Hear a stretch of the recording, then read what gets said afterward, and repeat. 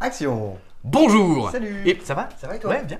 Bonjour et bienvenue dans C'est pas compliqué, si c'est bien expliqué, la nouvelle émission d'éducation scientifique du web. Aujourd'hui, nous allons nous intéresser au cycle de l'eau domestique, car à force de la voir couler de nos robinets sans effort, on ne se pose même plus la question de son origine. Ah oui, c'est vrai ça. Mais cette eau, d'où vient-elle? Mais d'où vient-elle là? Eh bien, figurez-vous que pour les habitants du bassin de la Seine, l'eau vient soit du sol dans les nappes d'eau souterraines, soit de la surface dans les cours d'eau, comme la Seine, la Marne ou l'Oise. Mais l'eau de la Seine, de la Marne et de l'Oise est-elle potable? Ça m'étonnerait. Eh bien non, l'eau de la Seine, de la Marne et de l'Oise n'est pas potable. C'est pour ça qu'elle passe d'abord par une usine de traitement d'eau potable.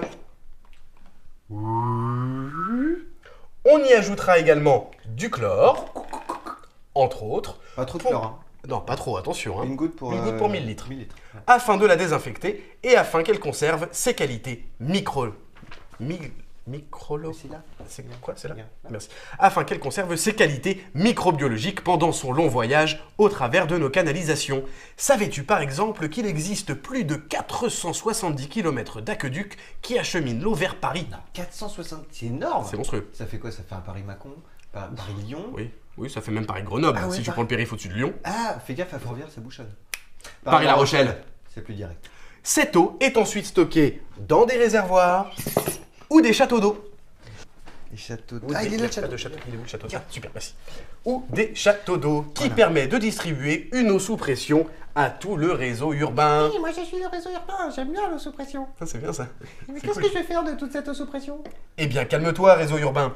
Cette eau sous pression, tu pourras t'en servir pour nettoyer des choses, prendre des douches, faire la vaisselle, boire Ou du sirop. Du sirop pour arroser les plantes, pour se laver les dents, pour faire des glaçons, pour Ouais. mettre avec Jean-Bernard et Mariody. Ah, bah oui, évidemment, Jean-Bernard et Mario disent. Bah oui. Pour faire tout ça. Mais alors après, qu'est-ce que toutes les eaux qui sont usées? Et bien ensuite, ces eaux usées, qu'elles viennent des baignoires, des lavabos, des éviers ou des toilettes, sont rejetées dans les égouts, puis acheminées vers la station d'épuration.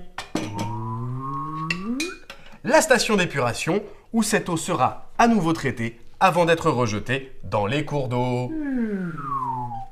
Hein? Ça- Attends, La station d'épuration. Mais tu t'as dit tout à l'heure. L'eau, la elle est station retraitée. Oui, non, la station d'épuration, à ne pas confondre avec l'usine de traitement d'eau potable, Ah oui. qui permet de rendre l'eau. Bah oui. C'est une question qui permet de rendre l'eau. Liquide. Liquide. Oui, déjà, mais qui permet de rendre l'eau Pour tout le monde. potable. Potable. Le Ah bas- oui, l'usine oui, de pardon. traitement d'eau Ah oui, potable. oui, bah oui, d'accord. Évidemment. Ouais. Merci de nous avoir suivis. Vous venez donc de découvrir le cycle de l'eau domestique. Lors d'une prochaine émission, vous découvrirez plein de trucs super aussi.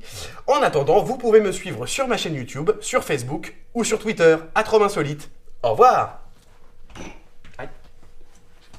Ça pique. Et c'est coupé.